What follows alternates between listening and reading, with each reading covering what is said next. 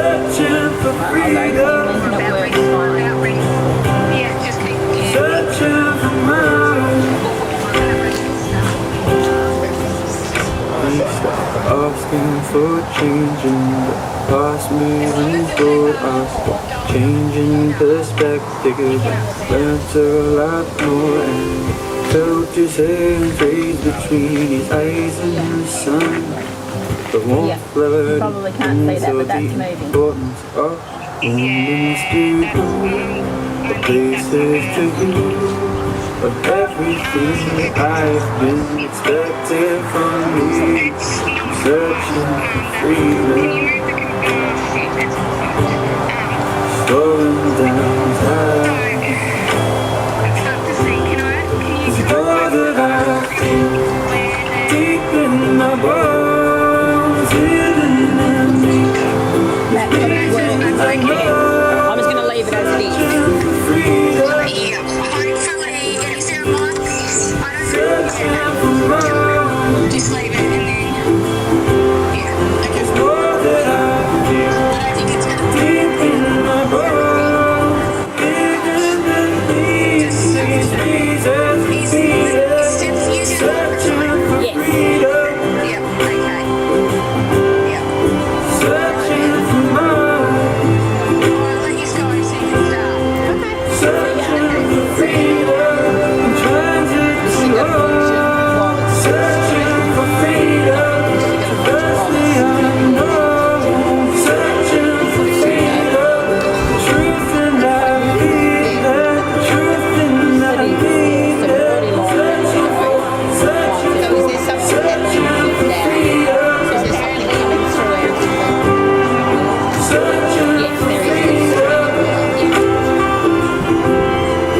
searching for freedom, truth and I feel and truth and I need it. Searching for freedom.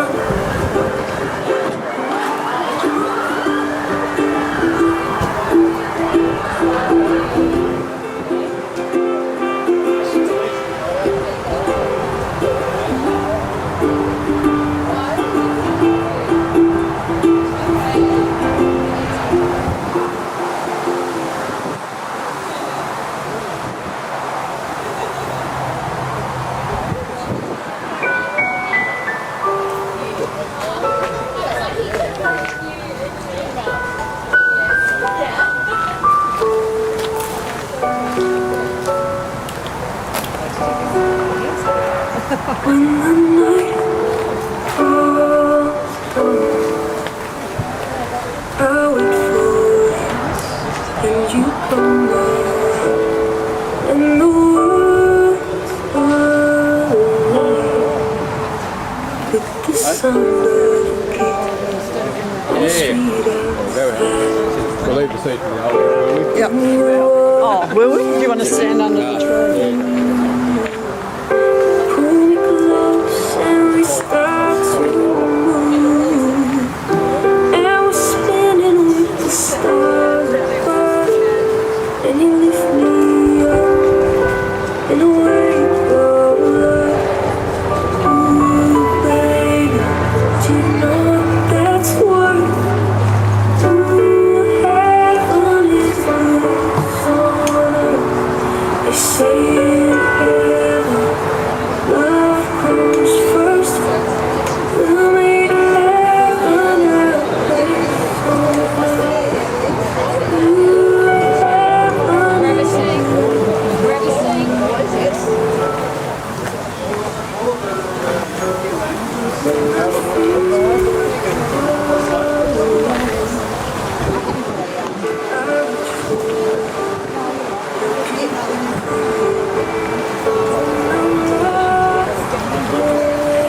Welcome guests, could I encourage you please, those of you who would like, would you get yourself a chair? We are almost underway. Here we go. I was going to go this way.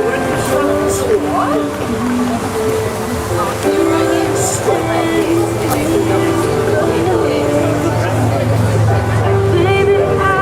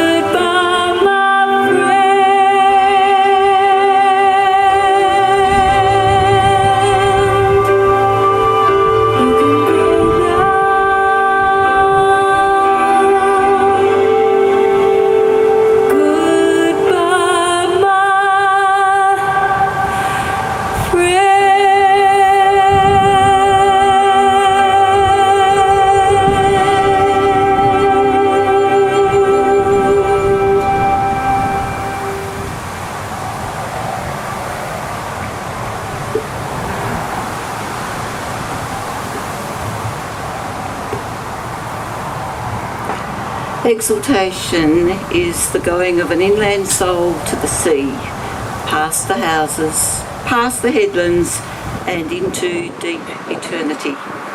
Bred as we amongst the mountains, can a sailor understand the divine intoxication of that first league from the land?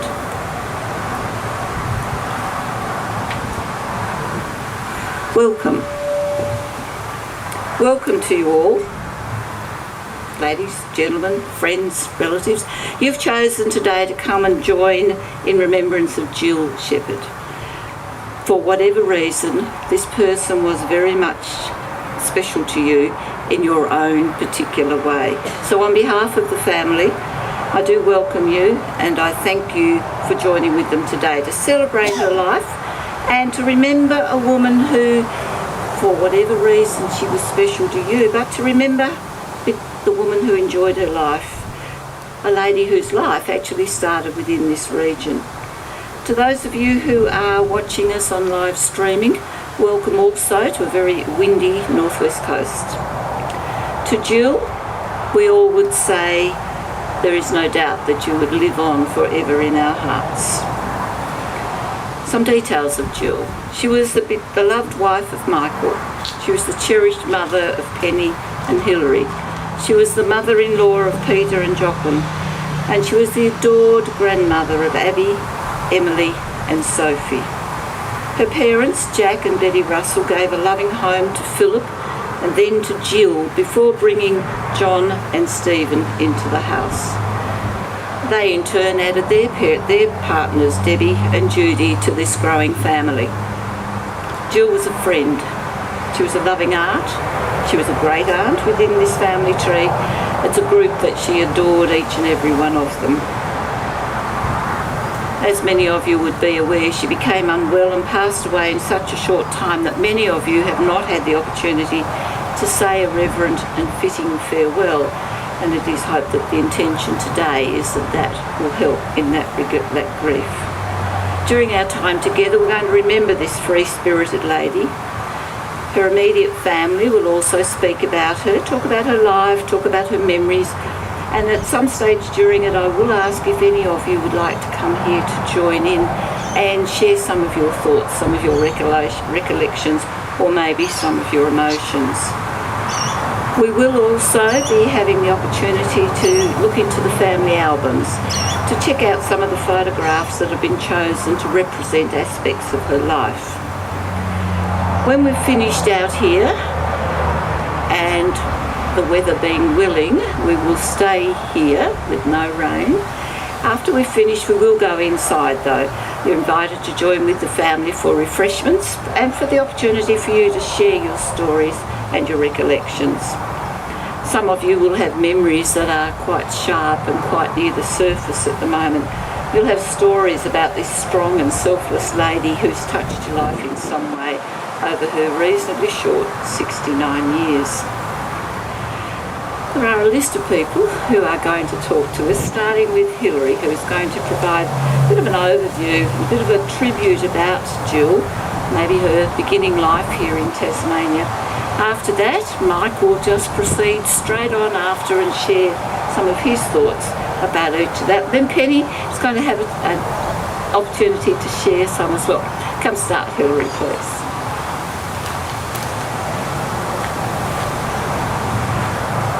Hello, I'm actually going to speak to you twice. I've got a eulogy which really talks to Mum's first 20 years of her life, and then I'll be talking to you a little bit later about what Mum meant to me.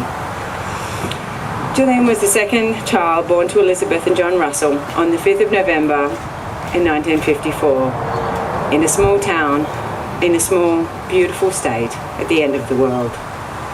In this town, at this time, no one would have imagined this little farm girl from the northwest of Tasmania would grow up to live dreams that she never imagined even to have, living on a boat and sailing the world. What were the forces that shaped that little girl who once aspired to be a hairdresser, to follow her dreams and take on a second degree in architecture and then a third in tourism studies, who visited unique corners of Australia and voyaged to singular areas of the world? Perhaps her story starts with Granny Tyler, who went to school care of Tasmania's 1868 compulsory education laws. What was unique about Granny Tyler was not that she endured it, but that she loved it. She sent her daughters to the best school she could, was the secretary of the Parents and Friends Association, and, in turn, her daughters' daughters thrived at school, egged on in their achievements by their proud grandmother. Mum was good at school, good at studying, good at understanding an audience and preparing work accordingly. She loved to read and she loved to learn, traits her daughters and her granddaughters all share. But her schooling was a product of time, place, and the expectations of a Catholic education. Mum always spoke of the time when she raised her hand in response to a question: which child at Mara's Grammar Girls' School would like to continue with maths and science? From year 8, those subjects were taken at the boys' school, and wanting to do them was highly suspicious. Asked as a follow-up what she wanted to do as a career, Mum had said that she wanted to be a hairdresser. That is something that she knew that girls did, and it seemed reasonable to her at the time. Well, you won't need maths and science for that then, will you? Dear, she recalls being told by the nun. So Mum's maths and science education at school ended in year 8. Other than school and reading, Mum's greatest love was Pony Club, gymkhana events and horses. Everyone knew her as the bright, vibrant, happy girl who was really good with horses. The farmhouse at Yolla, where I spent my school holidays, had horse show ribbons in every room, tucked under beds, pinned to walls, and tied to the old-style pool light cord switches so you could pull them from any part of the room, including from under the covers on chilly West Coast Tasmanian evenings. Apparently she was the junior show jumping champion of Tasmania in her teens. Friends of hers recently remarked that between Mum's good looks and ability with horses, she was the envy of high school. My grandfather Jack would watch her at events, his legs lifting off the seat to release his nerves as Mum soared over the show jumps. I remember my grandfather holding on to Mum's favourite horses for years after we left for Sydney. He pulled out all the stops to support his daughter's love for the sport. And while she went on to great and exciting new challenges, she never lost her love for horses. In later life, she would remark that her strong back and arms were built on the foundation of hauling horses around. While Mum never became a hairdresser, years of dressing up horses for competitions meant she plaited a very fine braid. I can't say that I recommend the experience to the average person. She never quite accepted the premise that there was any difference in the force required for the human head as that required for horses' tails. Perhaps some physics at school might have helped with that. At home, Mum was the second oldest of 4 and the only girl. With brothers Philip, John and Steve, she lived in Upper Burnie until a move to what became the family farm at Yolla during Mum's teens.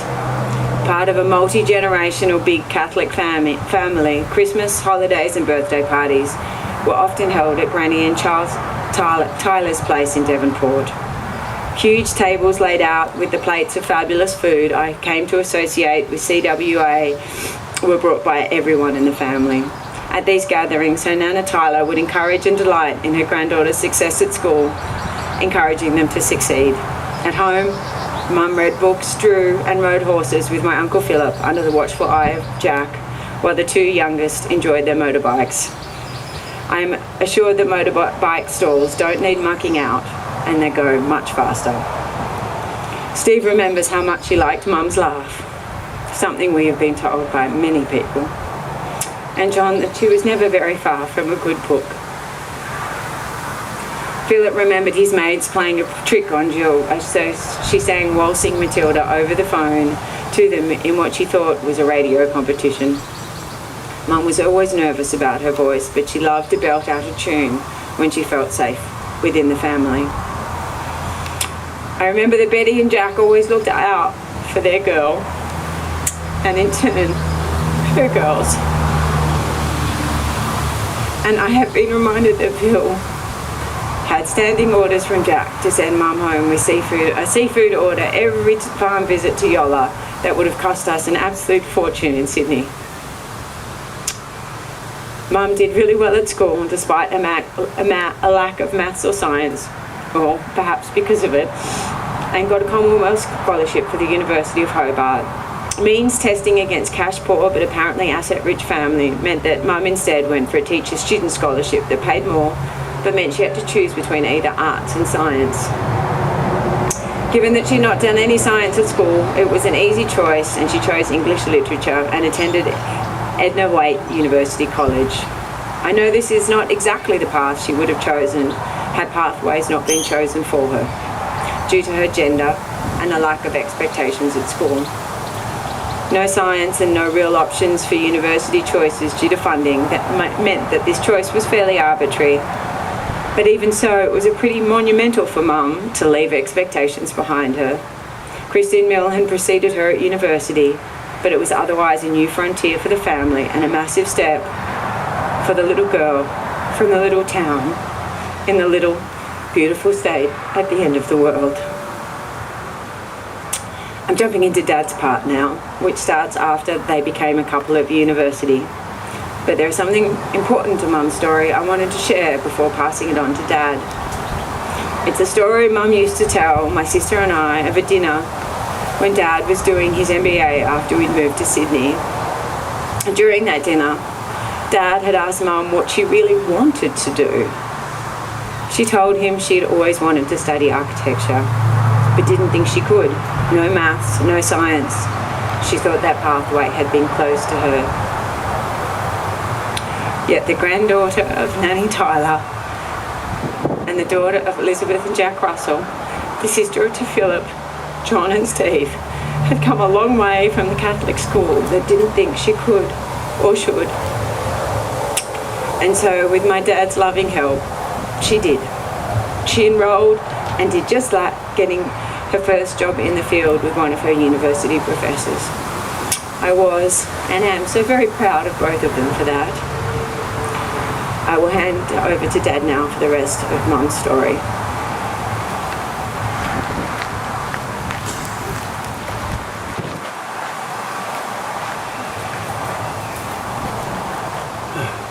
Hi everyone, and thank you very much for coming.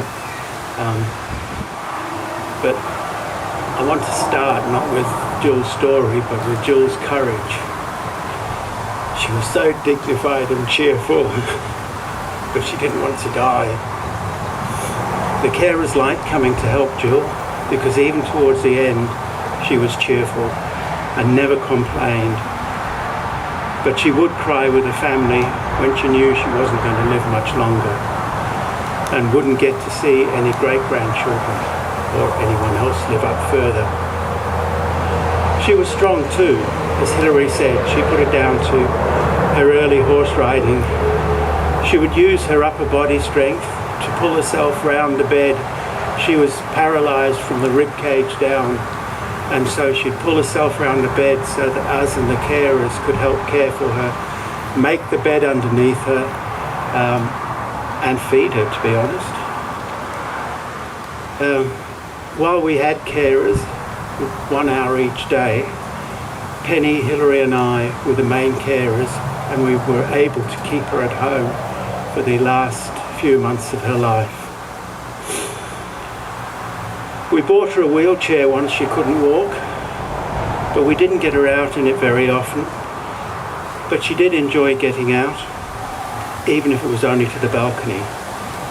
But we managed to get to some cafes too, and she did like her coffee. Even though the primary cancer was bowel cancer, it went to her brain, and it's that killed her. It paralysed her, and she always understood us, and she could still think. When she could still speak, Hilary asked her what was on her bucket list, and she said, "Nothing. I've done them all."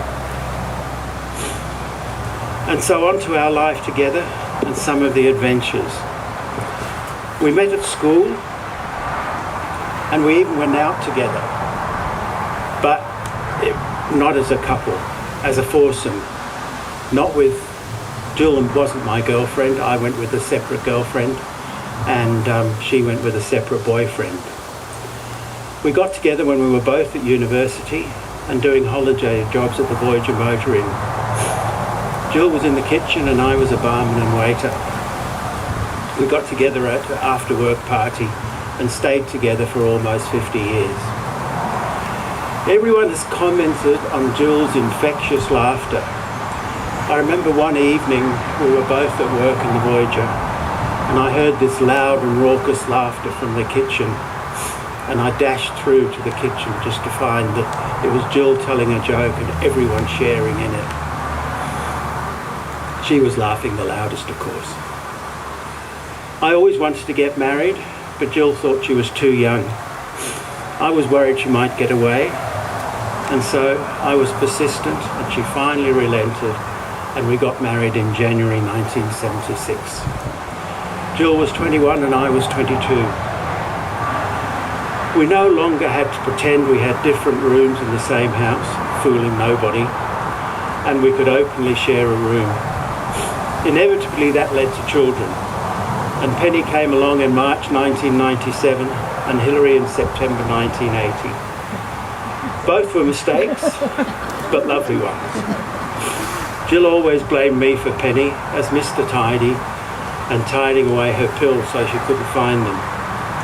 Hilary probably because Jill was never good at taking medication and things on time. We'd always said we'd wait 5 years before we had children, but consoled ourselves with the fact that we'd be free from children by the time we were relatively young, and then we could do what we wanted to. And that proved to be the case. Jill worked in childcare as the person that inspected and licensed child carers that looked after kids in their own homes. That meant that she could pick and choose child carers for our two children, and we probably had much better child carers than we would have been if we had to look after them ourselves. I was an accountant and I hated it. And so in 1984 I uprooted the family and we moved to Sydney so that I could do an MBA. And Jill took the opportunity, as Hill explained, to do architecture. She graduated with honours, as you'd expect, and started work with Don Godden, one of her favourite lecturers. He was an expert in technical archaeology, old engines, and Jill became the built heritage expert. The firm grew and Jill was a director, but she decided to go out on her own. She always wanted to do a perfect job, and she couldn't do that with the constraints of billing hours and having to perform in a corporate environment. She built up a wonderful team of independent consultants, and many became lifelong friends. She managed to keep them all working for her with low fees because she always fed them very well on a field trip, and she always had bubbles and wine.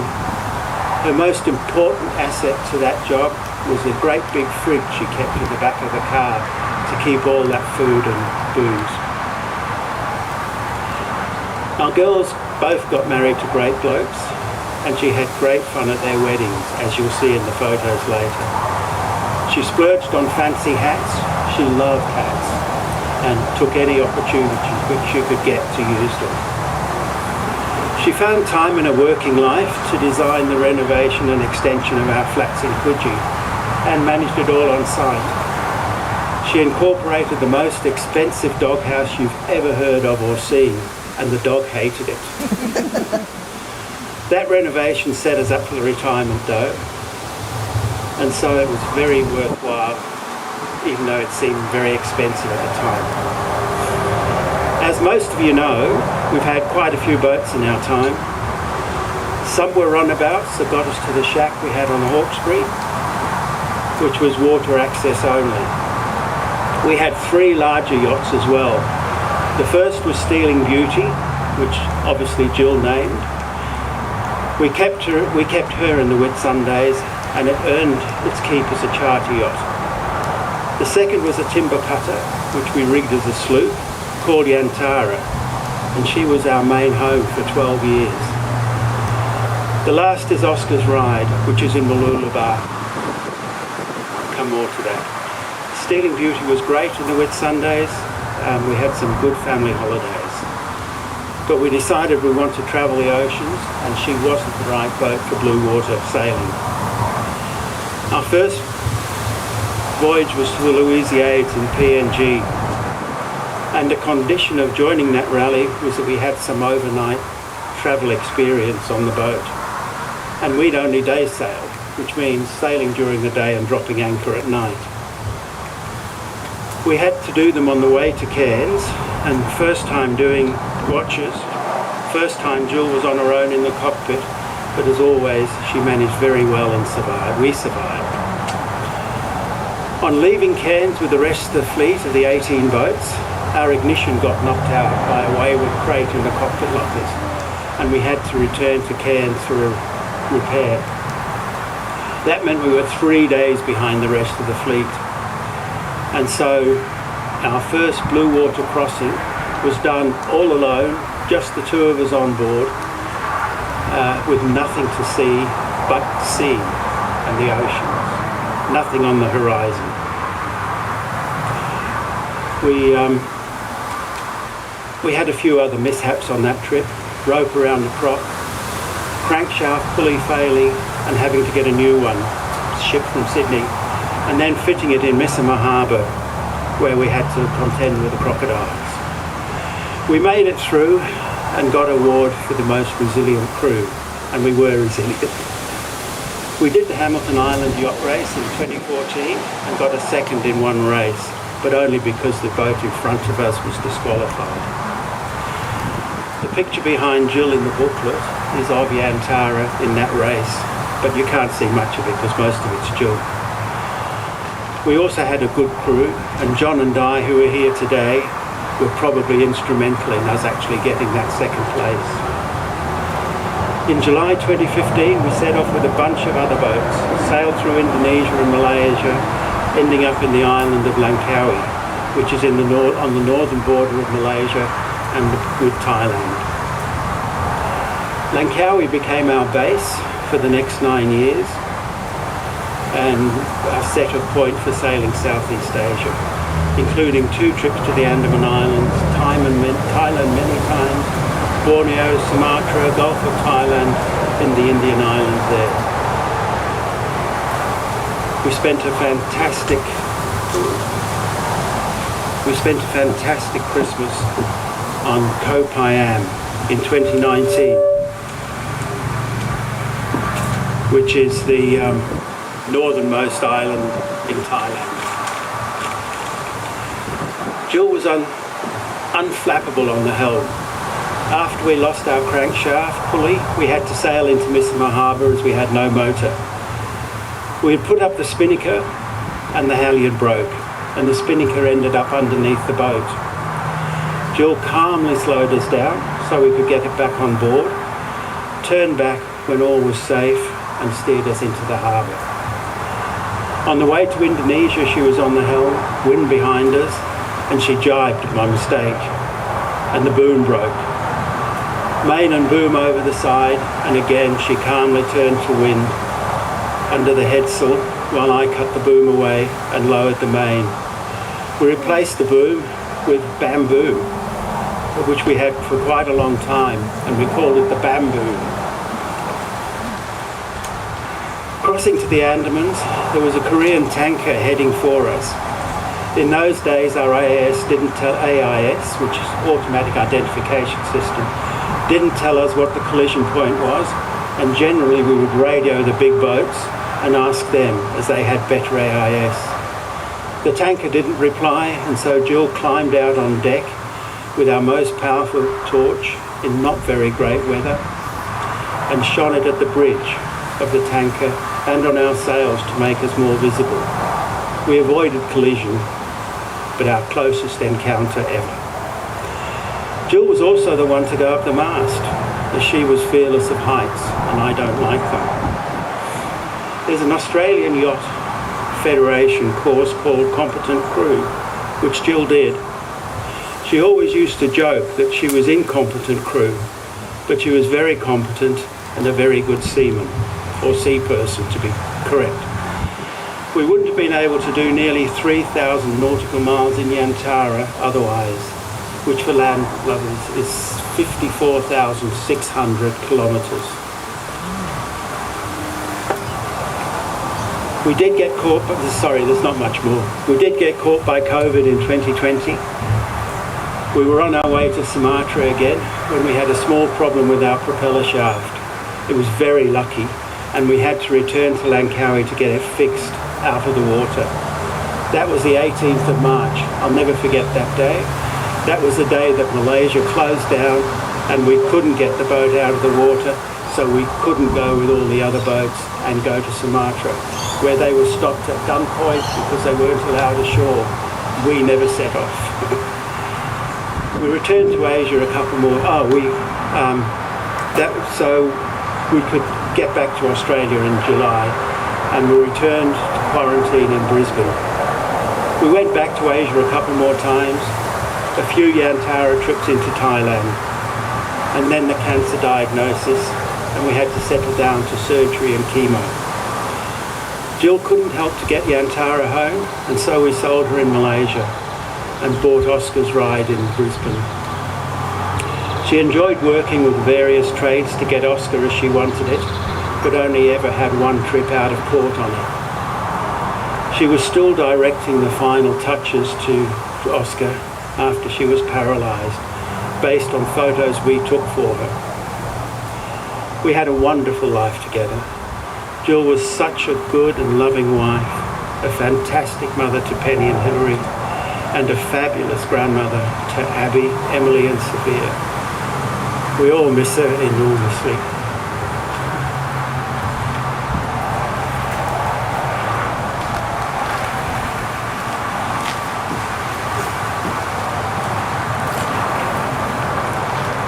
Hi everyone. I struggled to sit down and write something to say today. I can't sum up everything Mum meant to me, so I've just noted down 10 things that I believe to be true. Mum didn't need much to be happy. All she needed was a cup of coffee and a few solitary hours with a good book. 2. She had a dry sense of humour and an outrageous laugh. She'd often tell me to go and play on the road.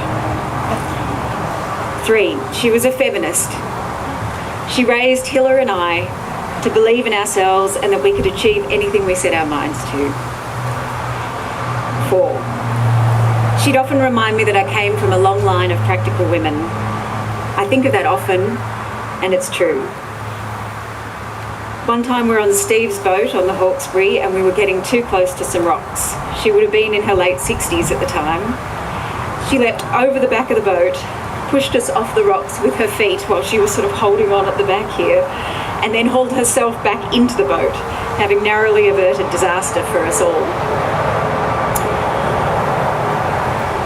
5. When she was at home and Dad was at work, she'd read her book all day and then race around the house and tidy up just before he arrived home. She explained to me that there was no point in cleaning up earlier in the day because she'd just have to do it again later. She firmly believed that housework was for people with nothing better to do. 6. Mum was generous. I remember having so many amazing gifts at Christmas time. I know she'd spend months in advance shopping and looking for just the right things for Hiller and me. How lucky was I having someone so generous and thoughtful, thinking of me all the time and what I might like. 7. She was generous with her time too. She read my schoolwork and then later my uni work and resumes. She was an excellent editor. She also helped me clean my room when it got too overwhelming to tackle, and she took time out of her life to look after me for weeks when I injured my back. 8. Mum was my friend.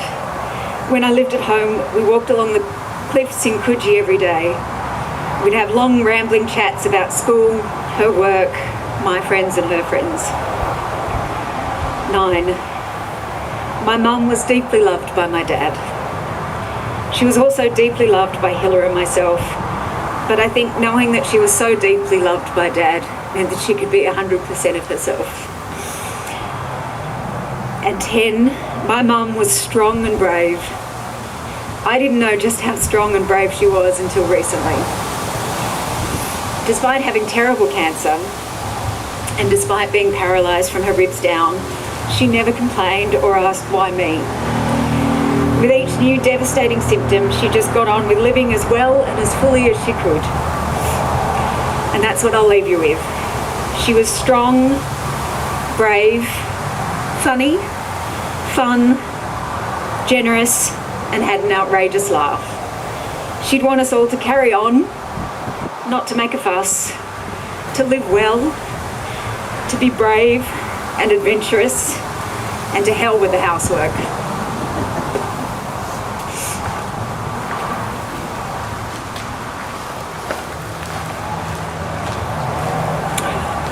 You're probably sick of hearing from me, but I did want to say thoughts about my life with Mum as well.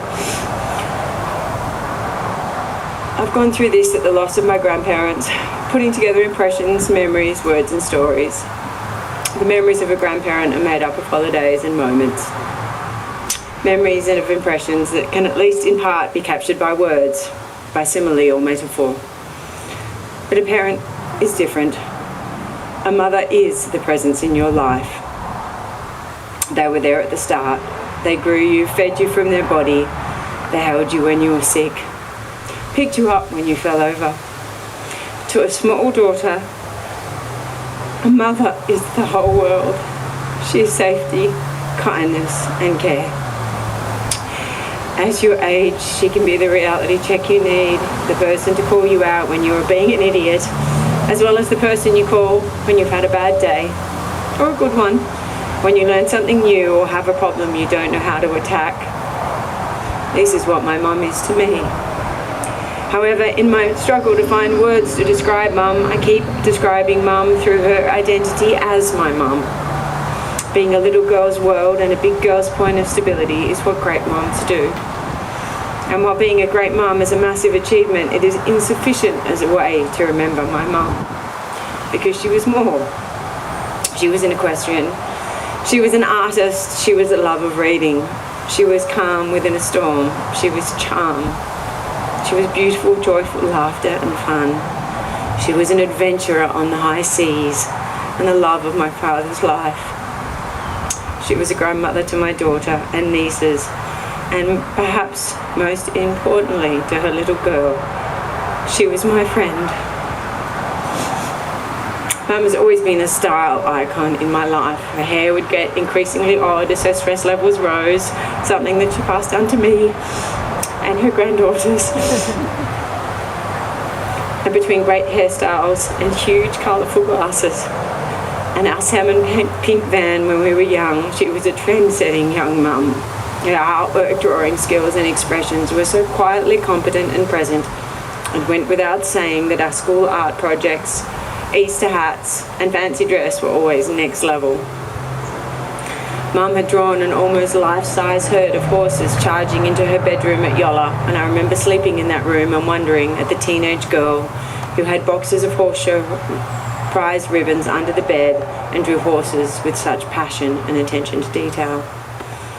The horse-obsessed, artistically talented teen in later life shifted her passions to sailing and shopping. Her commitment to clothes shopping meant she always looked fabulous. And I have many fond memories of trying on everything she picked out for me as we shopped and lunched and laughed. I also have many memories of Mum at work, trips into God and Mackay after school, archaeological digs. She got me the world's most interesting work experience in Year 10, where I worked with a forensic archaeologist on identifying unknown skeletons. Later, Mum's work took her to amazing trips to remote national parks around Australia. Mum generously took me on some of those jobs, giving me the start in the environmental field. Mum's easy charm, laughter and dedication to sharing good times with her colleagues created some great memories and greater friendships. Some of the people I met through Mum's work have become like a surrogate family to me. I loved when we visited a new place. I could usually point at any landmark and ask Mum about it. She almost always had stories that made a place come to life. And of course, there is sailing. I used to think that sailing was just a place to be for Mum. A floating platform, after all, is as good as any place, as long as there was a good book there. It was a good place to be. And I don't think I realised until the end how much she loved it. She loved it all, the purpose a new journey gave, the joy of being surrounded by water, the discovery of new places, the fear of the unknown, and perhaps most of all, the great food, fun, and the adventurous fellow travellers.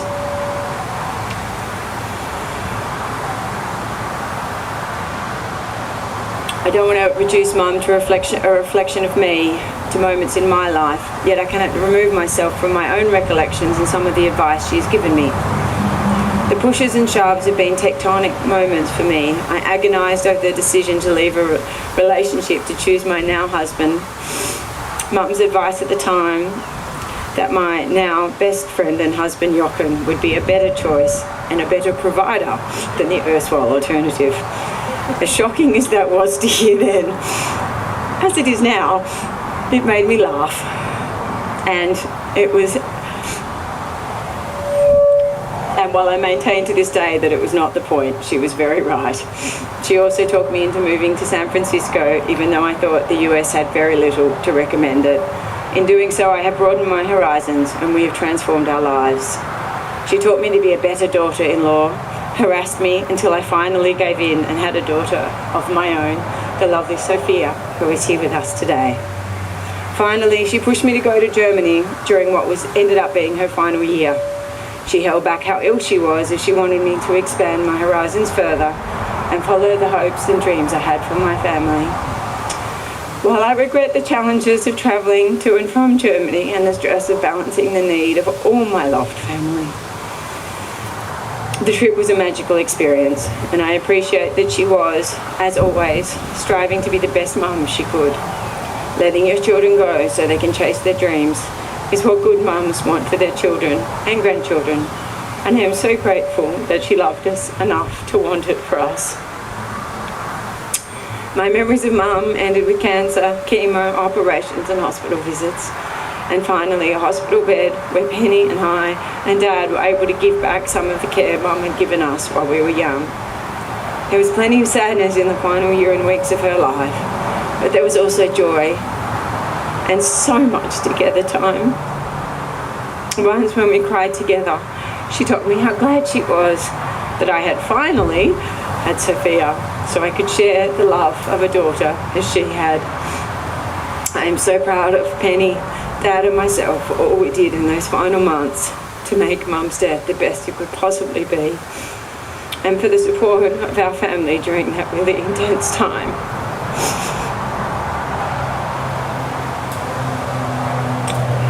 The challenge for the three of us now, after such intensity, is to remember Mum's complete story, with the beginning surrounded by a big, loving Catholic family, in a beautiful place at the end of the world, and a middle, triumphant on horseback, trailblazing to university, working with great people in interesting places, creating two little girls and strengthening them to become big girls and to grow families of their own. And then in the final scenes, where she made great friends and travelled to exotic places, with a book in each hand and at least a dozen in reserve. I miss you, Mum. There is a hole in my heart and in my life that will never be completely healed. And I don't really want it to, because the grief and the sadness that I feel at your loss reminds me of how much I love you, and I don't ever want to let that go. Thank you.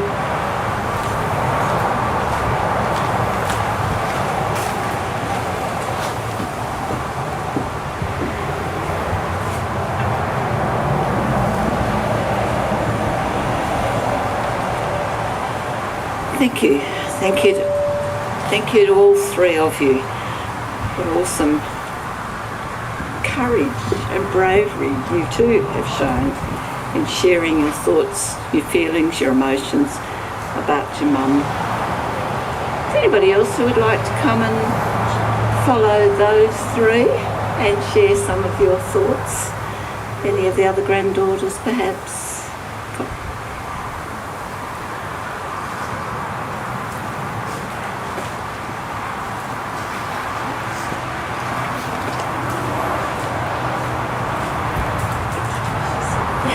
Hi, I'm Emily. Jill was my grandma, and I've only known her for the first 13. I've only known her for the first 13 of my life, so I don't have many memories of her, but the memories I do have are all lovely and filled with joy.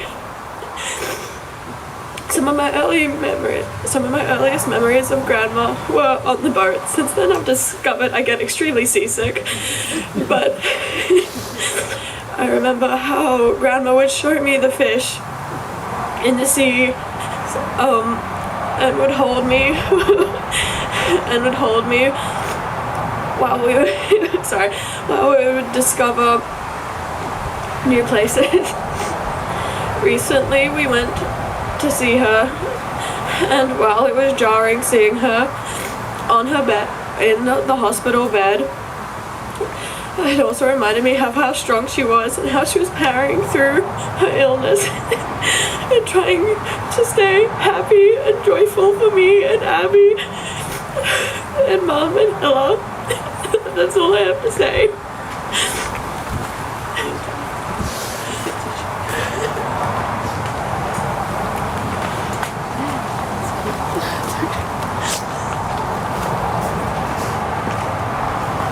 Anyone else?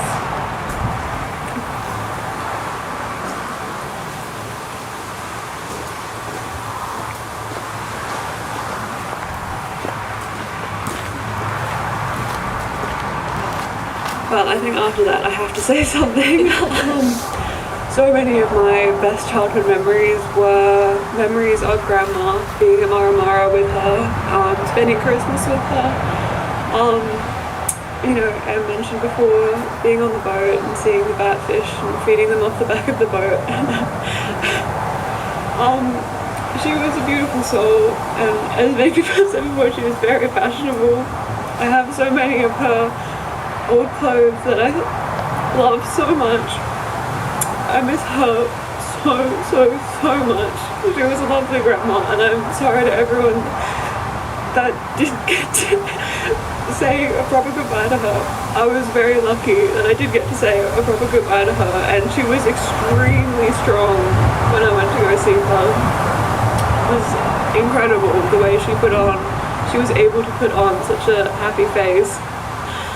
And she was just incredible. Oh my god. Yeah, I think that's all I have to say. Thank you.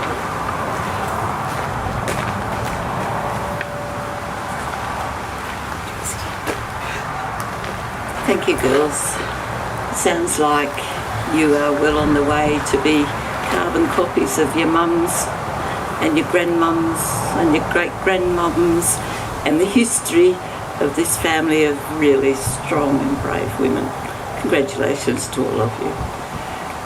For the rest of us, we too have a relationship, or have had a relationship, with Jill, and her death has broken in on that relationship. It's not to say it'll go away, but it certainly from now is going to be different. Whatever your connection has been in the past, it will be changed. But now we get the opportunity to have a think, what does that death mean? What is it going to do within your regular life?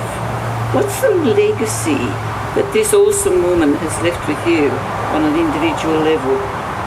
I'm going to take a break from listening about her. I'm going to look at her. We're going to follow through with some of the photos out of the family album that will highlight much of what you've heard already, or much of what you might already know. So during it, there will be an opportunity to reflect upon her life, and we'll come back to that a little while later.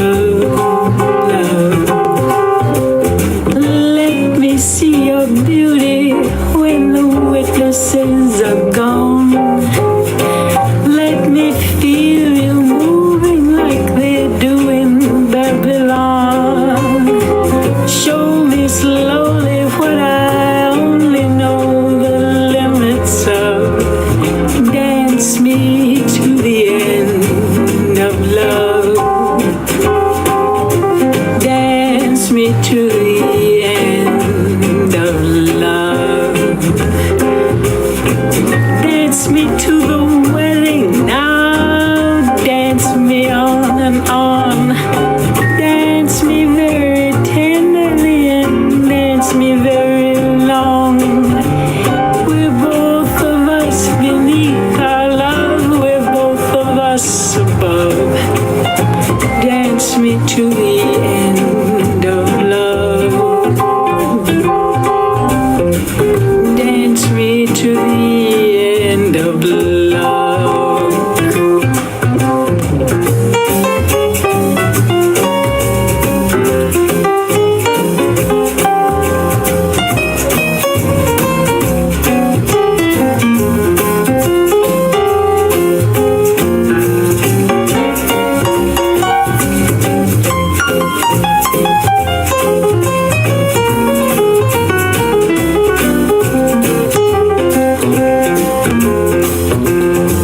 Dance me to the children who are asking to be born. Dance me through the curtains that our kisses have outworn. Raise a tent of shelter now, though every thread is torn. Dance me to the end of love. Dance me to the end of love. Dance me to your beauty with the burning violin. Dance me through the panic till I'm gathered safely in. Touch me with your naked hand. Touch me with your glove. Dance me to the end of love. Dance me to the end of love. Dance me to the end of love.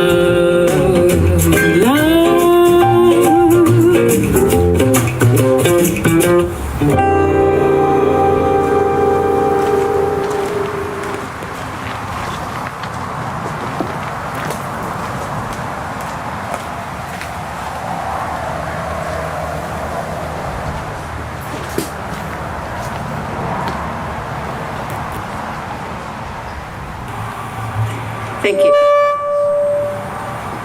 I'll say it again. Thank you for those photographs that have obviously highlighted much of the words that you have, as a family, have shared with us in the last few moments. I have here a tribute from Dot and Jonathan King.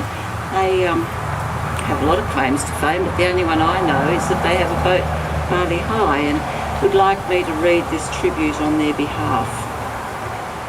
Unlike most people here, we didn't know Jill for her entire life.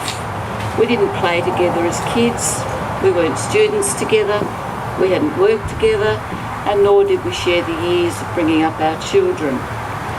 We, in fact, met in our golden years. In 2015, in fact, on that wonderful yacht rally which left from Cairns and earlier on was mentioned, and we sailed through the islands of Indonesia.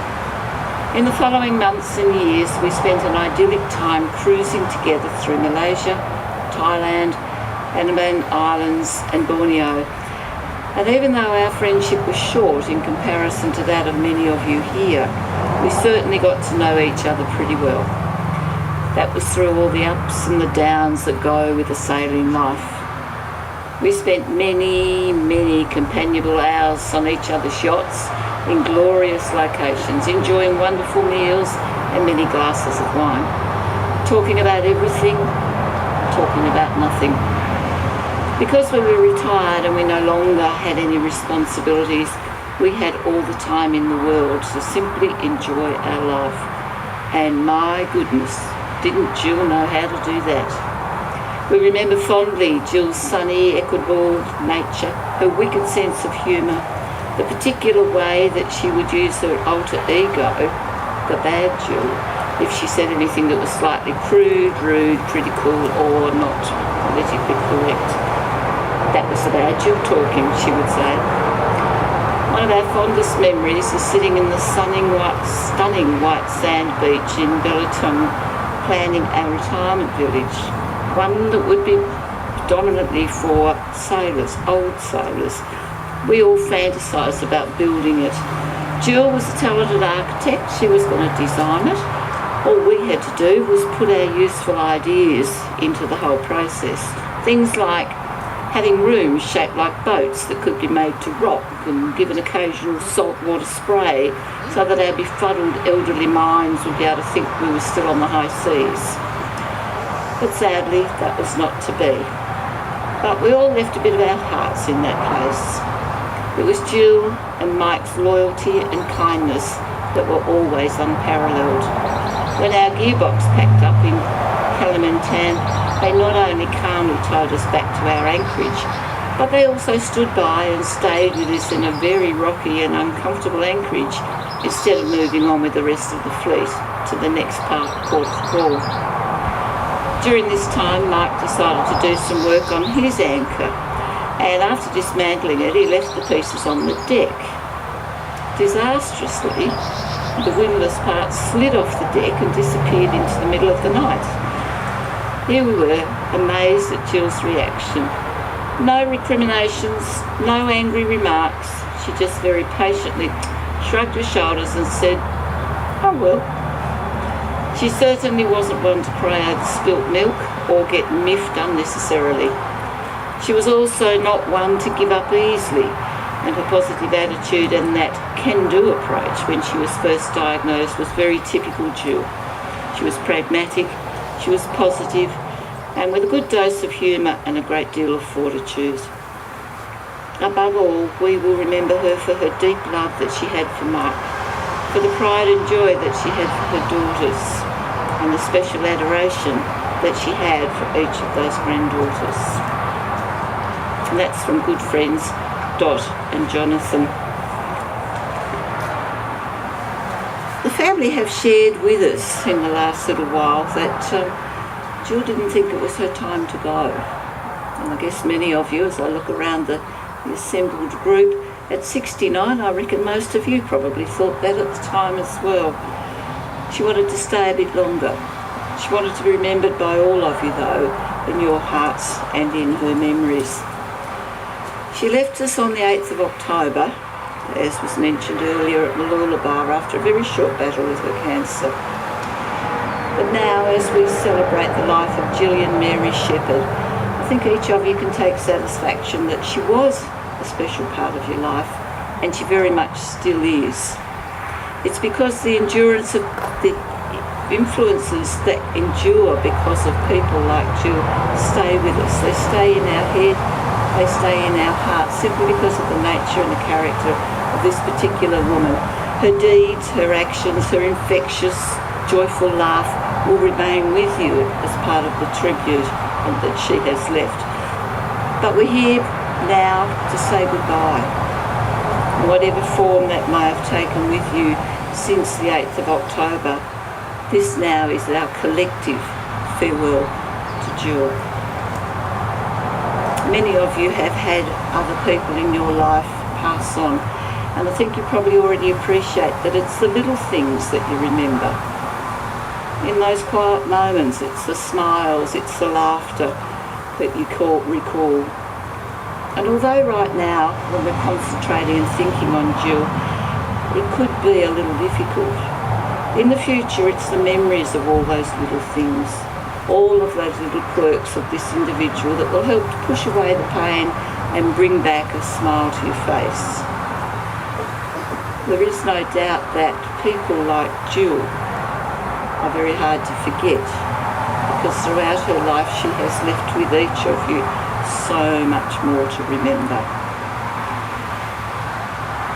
But farewell. Farewell to our wife, daughter, mother, mother-in-law, sister, auntie, grandmother, cousin, neighbour. That list could go on and on, but the most important adjective, the most important noun there is friend. Friend and colleague to all of us. And even though it is a bit difficult, We should and we will be grateful for the life that she and the impact of her life on you and your life. As you think about her into the future, may you bring forward her vivacious, joyful laughter, her sense of humour, her colourful character, the way that she